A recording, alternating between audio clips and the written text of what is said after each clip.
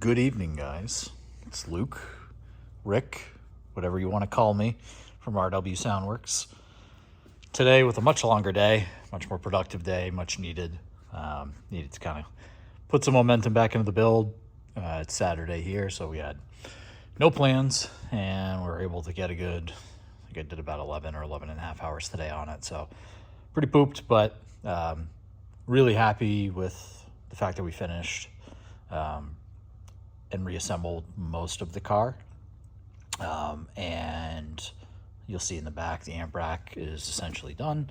We haven't powered it up yet, but that'll come soon. But overall, really happy day. So what did we do today?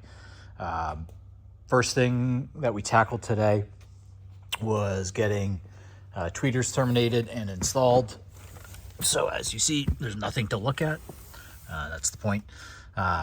Both sides had been completely reassembled. There's XT30s in there. There'll be some photos and a future build log, but you can see, again, this is an OEM stealth system, so the intention is not to see anything, but in order to, again, get to the dash corners in this generation Macan, you have to remove the A-pillars.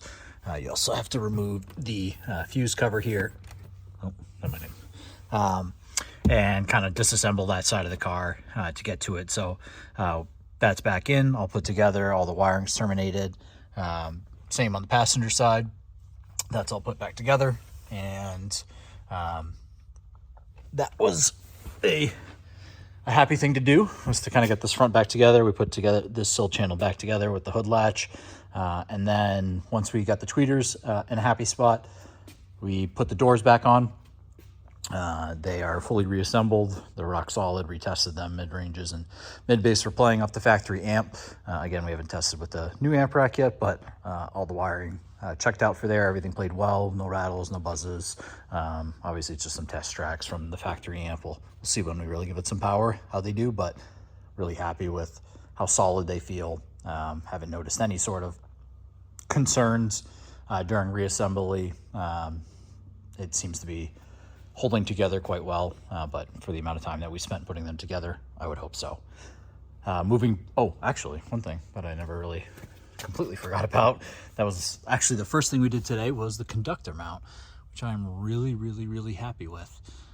We had some vinyl that I used in my truck that's a fairly close match to the dash. It's far enough away, but close enough in texture to even what you see here along the trim. I think it ties really well. It is extremely ergonomically comfortable. I actually think he will use this as master volume given the location of the center console.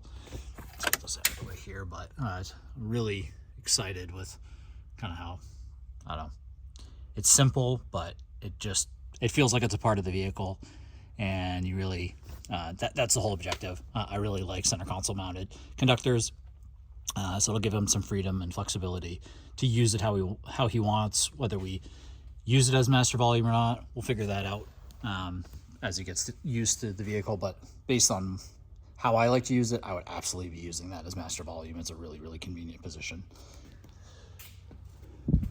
So as I said, we're kind of reassembling. Whole back of the car is back together, rear seats back in. Essentially from the trunk forward, the car is done. Everything's back together, ready to go. And then out back. So, whole bunch of nothing right now.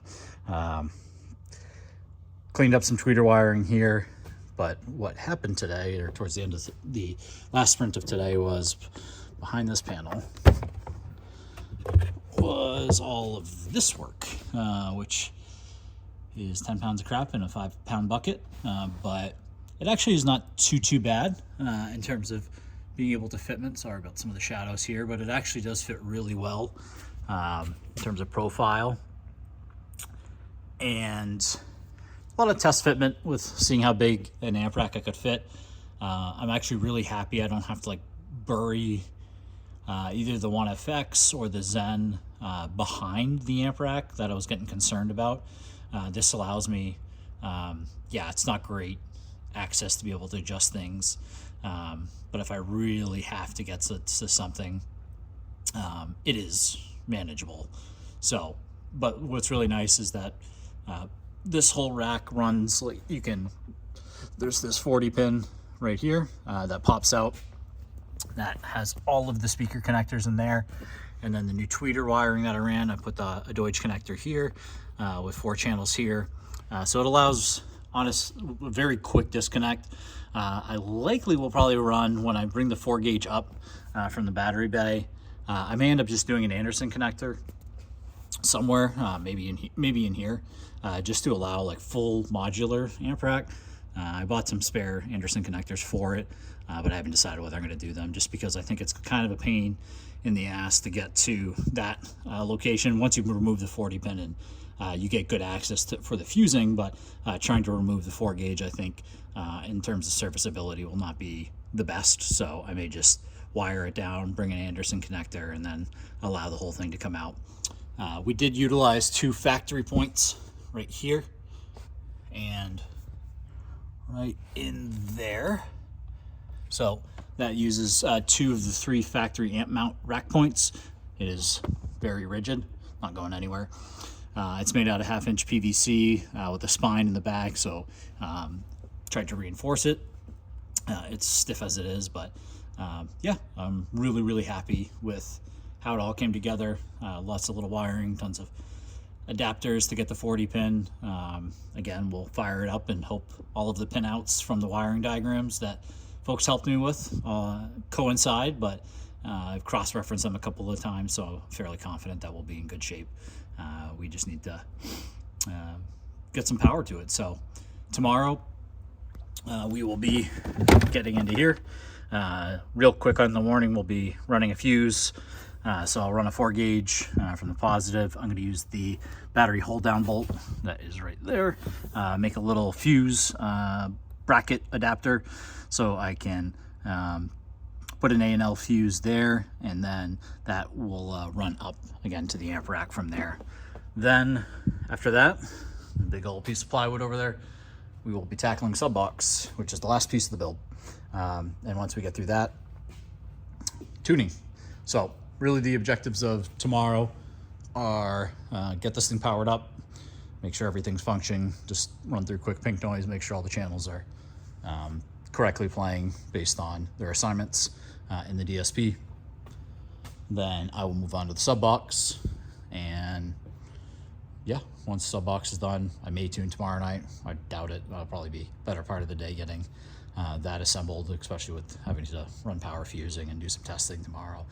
Likely will be just spending the full day Monday doing tuning. I want to do a couple different methods for my own experimentation, but plan on turning over the car Monday evening unless we get any freak surprises. But right now, today was long but productive, smooth, no real hang-ups, and excited for this thing to make some noise.